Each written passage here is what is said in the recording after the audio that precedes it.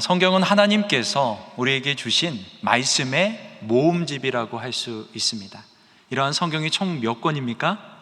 네, 66권입니다. 이 66권의 성경 중에서 사람이 하나님께 올려드리는 기도, 그 기도를 모아놓은 성경이 있습니다. 어떤 성경인지 아시겠습니까? 네, 시편입니다. 시편은 기도의 모음집이라고 말할 수가 있습니다. 그러나 이 시편은 단순히 기도만을 모아놓은 책은 아닙니다. 이미 하나님께서 우리에게 내려주셨던 말씀, 그 말씀에 대한 믿음의 사람들의 반응이요, 고백이요, 응답의 모음이 바로 시편이라고 말할 수가 있습니다. 구약 성경에 처음 등장하는 5권의 책을 가리켜서 모세오경이라고 이야기를 합니다.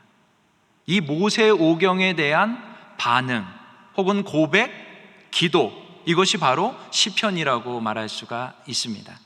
왜냐하면 이 모세오경과 시편이 구조도 비슷하고요, 내용도 비슷한 모습을 가지고 있기 때문이죠. 모세오경이 총 몇 권입니까? 5권인데 시편은 몇 권으로 구성이 되어 있을까요?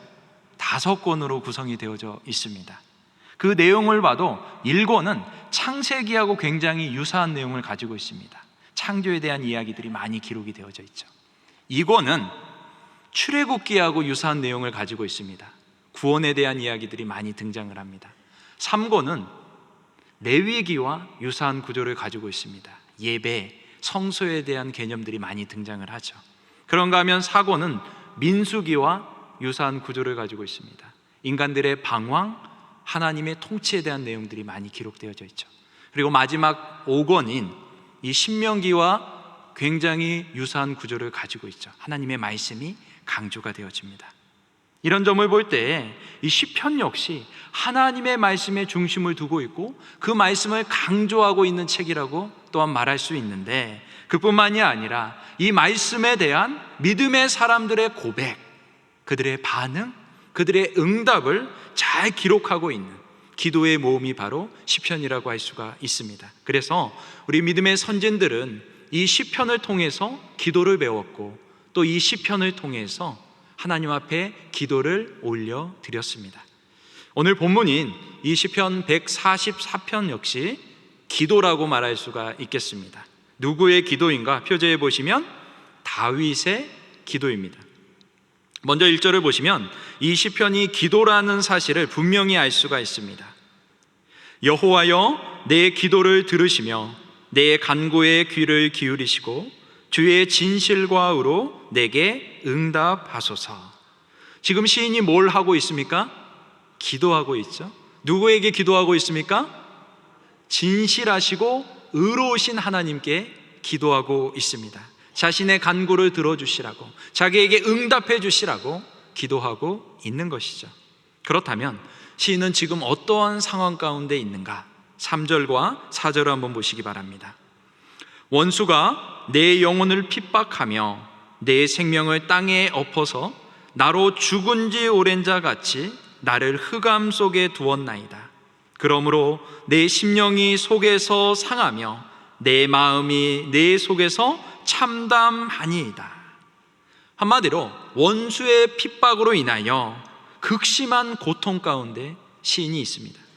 7절도 한번 보시기 바랍니다. 7절을 보시면 여호와여, 속히 내게 응답하소서. 내 영이 피곤하니이다. 주의 얼굴을 내게서 숨기지 마소서. 내가 무덤에 내려가는 자 같을까 두려워하니이다. 시인이 기도하고 있습니다. 내 영이 피곤하나이다. 우리말 번역은 조금 약하게, 그 의미가 좀 약하게 번역이 됐는데 원문을 그대로 직역을 하면 이런 의미가 됩니다. 내가 숨이 끊어질 지경입니다. 그러니 하나님, 얼굴을 내게서 숨기지 말아 주십시오. 내가 무덤에 내려가는 자 같습니다. 이렇게 하나님 앞에 호소하면서 기도를 하고 있습니다. 시인은 원수로 인해서 너무나 고통스럽습니다. 죽을 지경입니다. 이러한 절망적인 상황 속에서 오늘 말씀해 보니까 시인이 뭘 하고 있는가 하면 5절을 한번 보시기를 바랍니다. 5절의 말씀 우리 같이 한번 읽어보도록 하겠습니다. 시작. 내가 옛날을 기억하고 주의 모든 행하신 것을 읊조리며 주의 손이 행하신 일을 생각하고. 자, 시인이 뭘 하고 있는데 세 가지를 하고 있는 것을 알 수가 있겠죠? 첫 번째 뭐라고 했습니까? 옛날을 기억하고, 두 번째로 주의 모든 행하신 것을 읊조리며, 세 번째로 주의 손이 행하신 일을 생각하고. 옛날을 기억합니다. 주의 모든 일을 읊조립니다. 행하신 일을 것을 읊조리고요, 주의 손이 행하신 일을 생각합니다. 이것을 전문 용어로 동의 대구법이라고 이야기를 합니다. 동일한 의미를 가지고 있는 그러한 표현을 계속해서 반복하면서 그 의미를 더욱더 확장시켜가고 강화시켜가고 있는 기법이라고 할 수가 있습니다. 첫 번째로 보니까 시인은 옛날을 기억합니다. 곧 하나님께서 행하신 모든 일들을 기억해 봅니다. 우리가 구약 성경을 읽다가 보면 하나님의 자기소개가 종종 등장하는 것을 볼 수가 있습니다. 제가 한번 그 자기소개를 하나를 읽어드릴 텐데 여러분이 아마 대부분 다 알고 계실 그런 말씀일 것 같아요. 하나님께서 이런 표현을 자주 쓰십니다. 나는 너를 애굽 땅 종되었던 곳에서 인도하여 낸 하나님 여호와라. 많이 들어보셨나요? 네, 특별히 신명기에 보면 엄청나게 자주 이 표현이 등장하는 것을 볼 수가 있습니다. 잊을만 하면 등장하고 잊을만 하면 등장합니다. 무슨 의미일까요? 나는 너희를 구원한 구원의 하나님이라는 것이죠. 그러니 그 구원의 하나님을 기억하라는 것입니다. 하나님께서 너희를 위하여 어떤 일을 행하셨는지, 너희에게 어떠한 은혜를 베풀어 주셨는지 절대로 잊지 말라고 하나님께서 강조하면서 하나님의 자기소개서를 계속해서 말씀해 주시는 것이죠. 바로 시인은 이러한 구원의 하나님을 기억합니다. 여러분, 우리가 고난 가운데 있을 때, 삶의 어려움 가운데 해야 할 중요한 일 중에 하나는 바로 하나님을 기억하는 것입니다. 하나님께서 나를 위하여 어떤 일을 행하셨는지, 나의 삶 가운데, 지난 과거 가운데 어떠한 일을 행하셨는지, 어떤 은혜를 베풀어 주셨는지를 기억해야 하는 것이죠. 여러분, 기억하면 감사할 수 있습니다. 기억하면 소망을 가질 수 있습니다. 기억하면 다시 일어설 수 있습니다. 왜 그럴까요? 이전에 하나님께서 나를 구원해 주셨거든요. 아무런 소망 없이 절망 중에 있던 나를 하나님께서 건져 주셨기 때문이죠. 그런 하나님의 구원, 그 놀라운 은혜를 꼭 기억하시기를 주님의 이름으로 축복합니다. 그런가 하면 시인이 두 번째로 주의 행하신 일을 읊조립니다.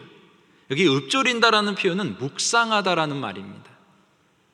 그러니까 지난 일들을 기억하는 것을 뛰어넘어서 그것이 오늘을 살아가는 나에게, 현재의 나의 삶에 어떠한 의미가 있는지에 대해서 깊이 생각하는 것이죠. 목회자들의 목회자라고 별명을 가지고 있는 유진 피터슨 목사님이 있습니다. 이제 소천을 하셨는데요, 그 목사님께서 이 묵상에 대해서 책을 쓴 게 있습니다. 그분은 이 묵상에 대해서 어떻게 표현을 하시는가 하면, 강아지가 뼈다귀를 가지고 노는 것이 묵상이다, 이렇게 표현을 하십니다. 여러분, 강아지에게 뼈다귀 하나 던져주면 어떻게 될까요? 네, 그 뼈다귀를 들고 물고 뜯고 맛보고 그러면서 뼈다귀하고 온종일 강아지가 노는 것을 볼 수가 있습니다. 그 뼈다귀가 다 닳아져서 사라질 때까지 끊임없이 그 뼈다귀와 뒹구는 것이죠. 묵상이 뭐냐? 바로 이런 것이다 라고 소개하고 있는 것입니다. 여러분, 우리가 어려움 가운데 있을 때 하나님이 행하신 일을 묵상하시기를 바랍니다. 그냥 잠깐 생각하고 마는 것이 아니라, 금방 멈추는 것이 아니라 닳아 없어질 때까지 끊임없이 계속해서 이 하나님을 묵상해 보시기를 바랍니다. 분명히 하나님께서 우리에게 커다란 깨달음을 허락해 주실 것입니다. 그런가 하면 세 번째로 시인은 주의 손으로 행하신 일을 생각합니다. 이 생각한다는 말 역시 단순한 생각을 넘어서서 자기가 깨달은 것을 이야기하고 선포한다라는 의미를 가지고 있습니다. 그러니까 시인은 단지 하나님의 행하신 일을 기억하고 묵상하는 데만 멈추지 않습니다. 자기가 깨달은 그 모든 것들을 사람들을 향해서 선포하는 것이죠. 여러분, 선포는 그냥 할 수 있는 게 아닙니다. 확신이 있어야 됩니다. 믿음이 있어야 되는 것이죠. 그러니까 시인은 이 기억과 묵상을 통해서 어떠한 확신을 갖게 된 것이죠. 믿음을 갖게 된 것입니다. 그동안의 시인은 원수의 핍박과 또 많은 고난 속에서 자신의 처지와 형편에만 몰두하고 살았습니다. 그런데 자신만을 향해 있던 이 시선을 하나님을 향해서 돌렸을 때, 하나님이 행하신 일을 기억하고 묵상했을 때에 그의 심령 가운데서 놀라운 변화가 일어나게 되었습니다. 확신이 생겨나게 됐던 것이죠. 그래서 6절에 보시면 그가 어떻게 합니까? 주를 향하여 손을 펴고 보다 적극적으로 하나님을 향하여 자신의 두 손을 펴니다. 그리고 간절하게 하나님을 찾죠. 내 영혼이 마른 땅같이 주를 사모하나이다. 죽은 지 오랜 자와 같았는데, 절망 중에 암흑 속에 있었는데 그가 다시 확신을 가지게 되어졌고 새 힘을 얻게 되었다라는 것이죠. 그러므로 어떠한 상황에 거하든지 하나님이 행하신 일을 기억하고 묵상하고 선포하시기를 주님의 이름으로 축복합니다. 자, 이어지는 8절을 보면 이 시인이 고난 중에 행했던 두 번째 일을 기록을 하고 있습니다. 우리 8절 말씀 같이 한번 읽어보도록 하겠습니다. 시작. 아침에 나로 하여금 주의 인자한 말씀을 듣게 하소서. 내가 주를 의뢰함이니이다. 내가 다닐 길을 알게 하소서. 내가 내 영혼을 주께 드림이니이다. 아멘. 기억과 묵상을 통해서 하나님을 향한 확신을 갖게 되었습니다. 그러면 여러분은 어떠한 기도를 먼저 드리실 것 같습니까? 아마 저 같으면 이런 기도를 드릴 것 같아요. 하나님, 이 원수의 핍박으로부터, 이 절망적인 상황으로부터, 이 문제로부터 저 좀 건져 주십시오. 그렇게 행해 주실 줄로 믿습니다. 이런 기도를 하나님 앞에 드리지 않을까 싶습니다. 물론 본문에 등장하는 이 시인도 그러한 기도를 드립니다. 9절을 한번 보시겠어요? 9절에 보시면 여호와여 나를 내 원수들에게서 건지소서. 11절 내 영혼을 환난에서 끌어내소서. 12절 나의 원수들을 끊으시고 내 영혼을 괴롭게 하는 자를 다 멸하소서. 시인도 그러한 기도를 올려드립니다. 그런데 오늘 우리가 읽은 8절 말씀을 다시 한번 보시면 시인은 이러한 문제의 해결보다, 상황의 변화보다 우선적으로 무엇을 구하는가? 듣기를 구하고 있음을 볼 수가 있죠. 주의 인자한 말씀을 어떻게 하소서? 듣게 하소서. 여러분, 모든 일에는 순서가 있죠. 기도도 마찬가지입니다. 하나님 앞에 먼저 구해야 할 것과 나중에 구해야 될 것이 있는 것입니다. 그것은 다름 아닌 듣는 것이죠. 뭘 들어야 되느냐? 하나님의 말씀을 들어야 합니다. 한국교회 안에는 기도신학이라는 게 있습니다. 기도에 대한 많은 가르침들이 한국교회 안에 있죠. 그 중에 이런 가르침이 있습니다. 기도는 만사를 변화시킨다. 믿으시나요? 네, 아멘이시죠? 그런데 여러분이 아멘한 이 기도에 대한 가르침, 기도는 만사를 변화시킨다. 언뜻 들으면 참 좋은 가르침인 것처럼 보이지만 기도의 본질을 상당히 많이 왜곡하고 있는 가르침입니다. 여러분, 기도의 본질이 뭘까요? 기도의 본질은 만사가 아니라 우리 자신이 변화되는 것입니다. 기도는 하나님과 만남을 통해서 우리의 거짓된 자를 발견하고 참된 나로 거듭나가는 과정입니다. 하나님과의 친밀한 사귐을 통해서 우리의 속사람이 변화되어지고 더 나아가서 우리의 삶이 변화되는 것입니다. 따라서 나는 변하지 않고 그대로 있으면서 만사가 변화되기만을 위하여 기도한다. 나의 상황이 바뀌기만을 위하여 기도한다. 그 기도는 응답될 수가 없습니다. 또한 하나님은 그러한 기도에 응답하지도 않으십니다. 왜냐하면 그 기도에 응답하는 것은 우리에게 아무런 도움이 되지 않기 때문입니다. 오히려 해가 되는 것이죠. 저 고등학교 친구 중에 자기가 가지고 있던 성적으로는 절대로 갈 수 없는 꿈에 그리던 대학에 입학을 한 친구가 있습니다. 이 친구가 어떻게 그렇게 좋은 대학에 입학을 할 수가 있었는가? 수능 시험을 보러 갔는데 자기 앞자리에 있는 친구가, 뭐 잘 모르는 사람이죠. 그 친구가 답을 보여주더래요. 그래서 그 앞에 보여주는 친구가 보여주는 답을 열심히 받아 적었대요. 그런데 알고 봤더니 그 친구가 굉장히 공부를 잘하는 친구였던 거예요. 그래서 평상시에 자기가 받던 성적의 2배가 넘는 성적을 받았어요. 그래가지고 엄청나게 좋은 대학에 진학을 했습니다. 주변에 있는 친구들이 너무 부러워했습니다. 저도 부러워했습니다. 그런데 그 친구가 한 학기도 마치기 전에 학교를 자퇴했습니다. 왜 자퇴를 했을까요?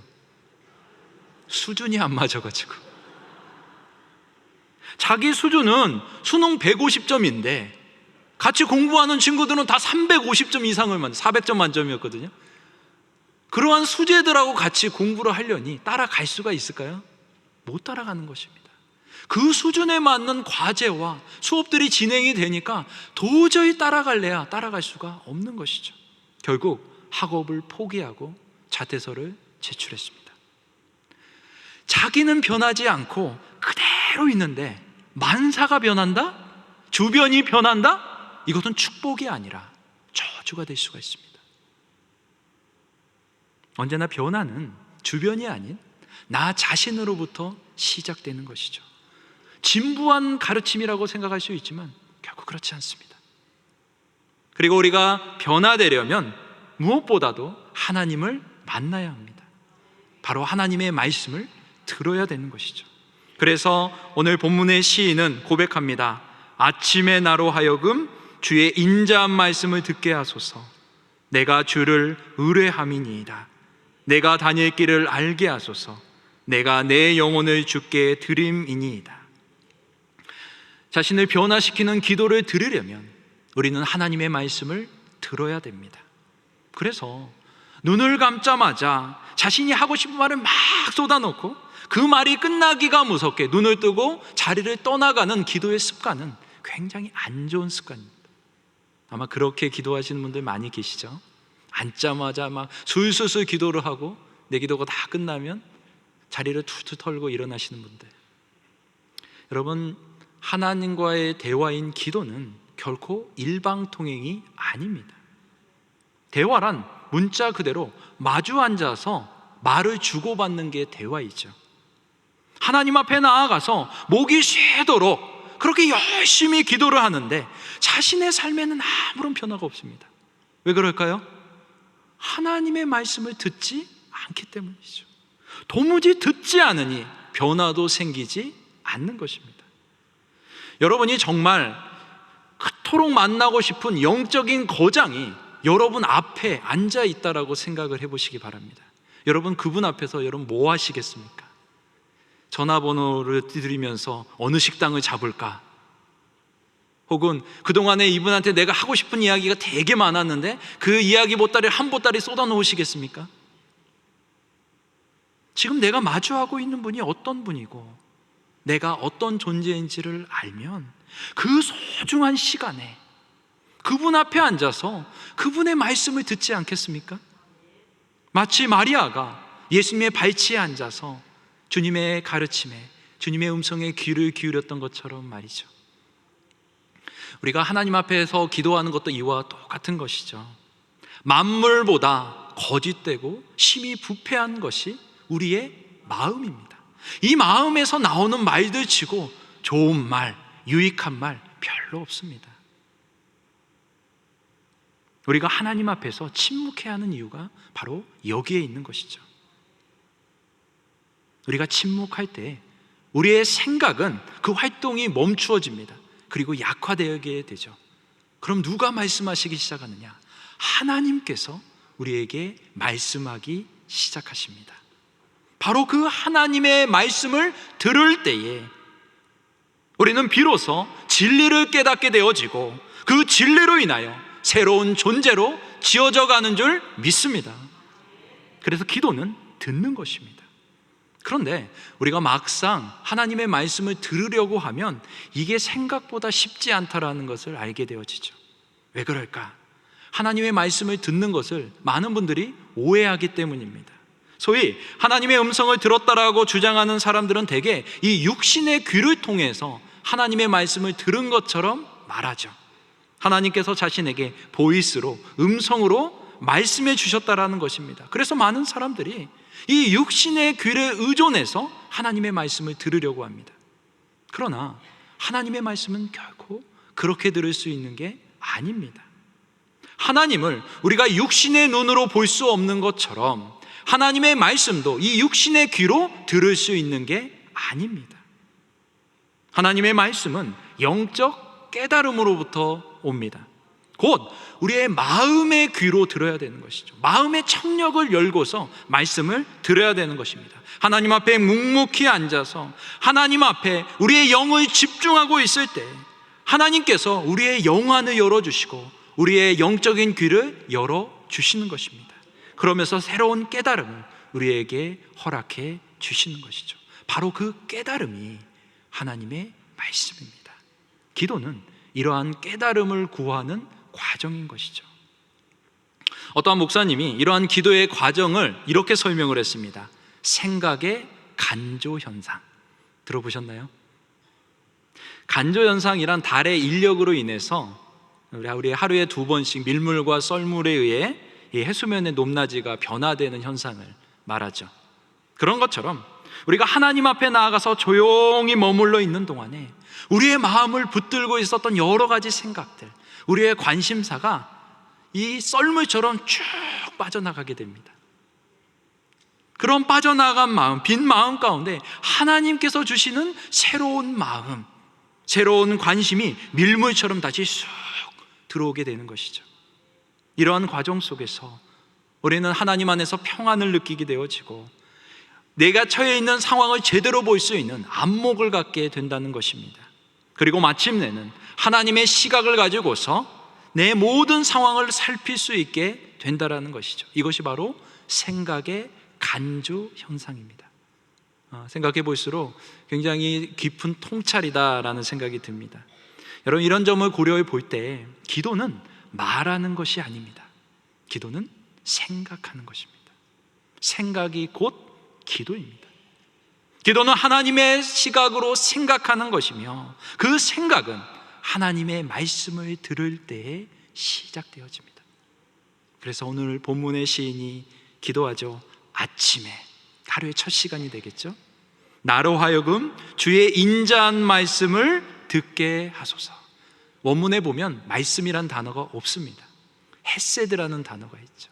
그러니까 하나님의 언약에 근거한 사랑과 은혜를 내 삶 가운데 부어달라고, 말씀을 통해서 그것을 부어달라고 기도하는 것이죠. 내가 주를 의뢰함이니이다. 내가 다닐 길을 알게 하소서. 내가 내 영혼을 주께 드림이니이다.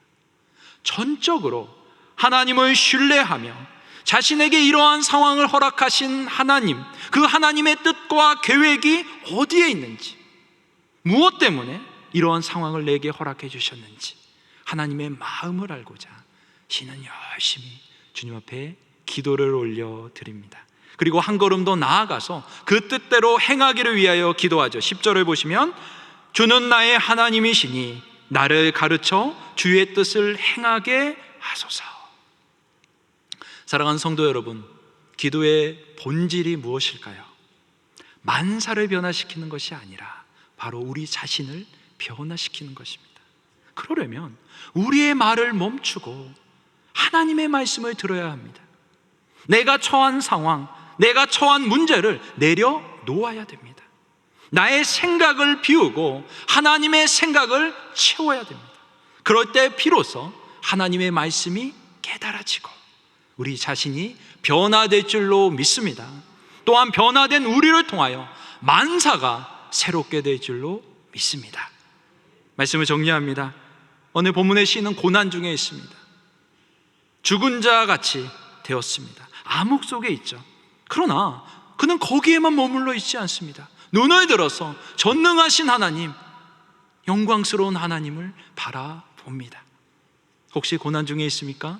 문제가 있습니까? 막막하십니까? 고난에 집중하지 마시고, 문제에 집중하지 마시고 하나님께 집중하시기를 바랍니다.